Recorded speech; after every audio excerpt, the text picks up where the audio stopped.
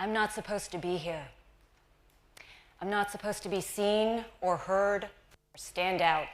After all, traditionally in our culture, girls are supposed to be unseen, to be quiet, to speak only when spoken to be deferential. Well, actually, the truth is, I am not supposed to be here. I'm not supposed to be here in the way that my paternal grandmother had expected. Because my father was the firstborn son of a firstborn son of a firstborn son, and I was supposed to be next. My grandmother was waiting to be revered, but I lowered her status because I was not a boy. But luckily for this little girl, she had two brave protectors, a mother and a father who vowed to commit to their truth and to mine, that we would find love and peace and calm in a life defined by us, not predetermined by others. And so when my sister came into this world, we were off to a different one. From Hong Kong, we moved to Canada, and we changed our stars. Once upon a time, there was a little girl. It was me. And she stuck out. She couldn't help it. She was only one of a few Asian kids in a school full of hundreds, a minority. And even though she was shy, and she was shy, she could not stay hidden for long. It was really good training, and fear was an early teacher. I became its most attentive student because fear teaches you one thing. You can either let it defeat you, or you can let it inspire you to be brave, to be courageous, to act. I remember walking home from school one day and I got ambushed. Earlier on in the day, I had gotten into a fight with two older girls and they were picking on my cousin. They had it in for me.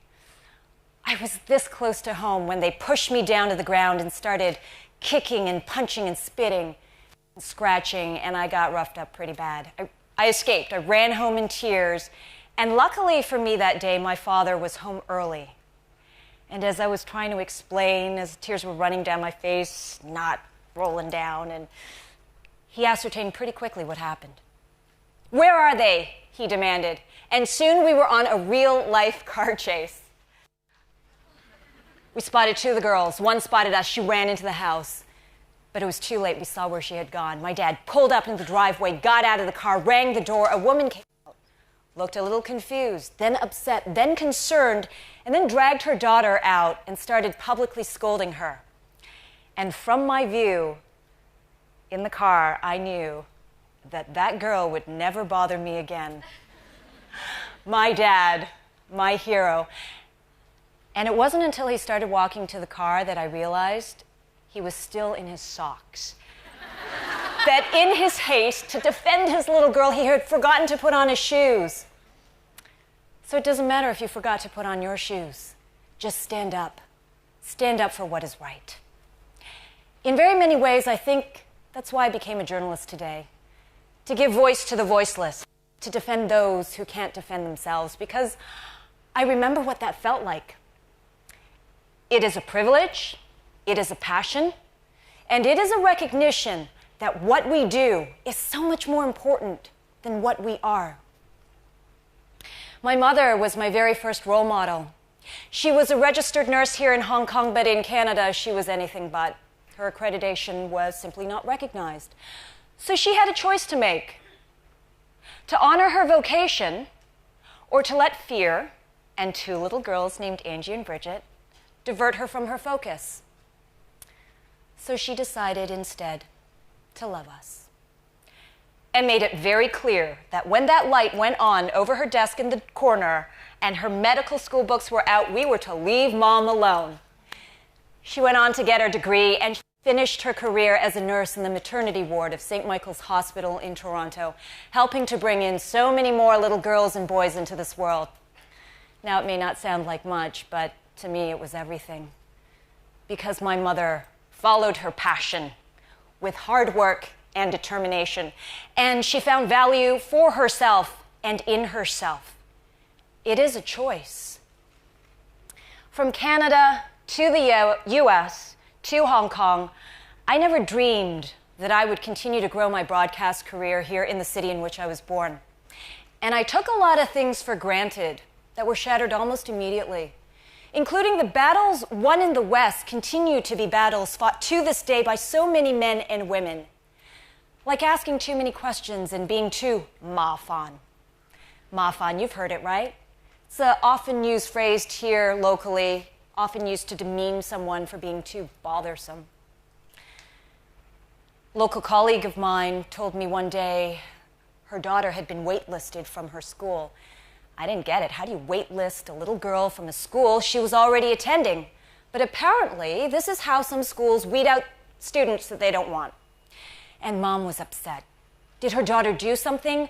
Did her daughter get into a fight? Maybe Mom didn't do enough. Maybe Mom didn't volunteer enough.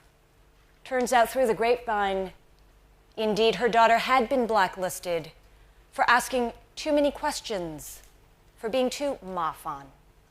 She was 5 years old. A recent news headline shows just what can happen to all of these little girls and boys if this continues. Hong Kong grads lack skills solving live problems. In other words, international firms simply didn't want to hire local grads because they could not think for themselves. But things are evolving. Occupy Hong Kong.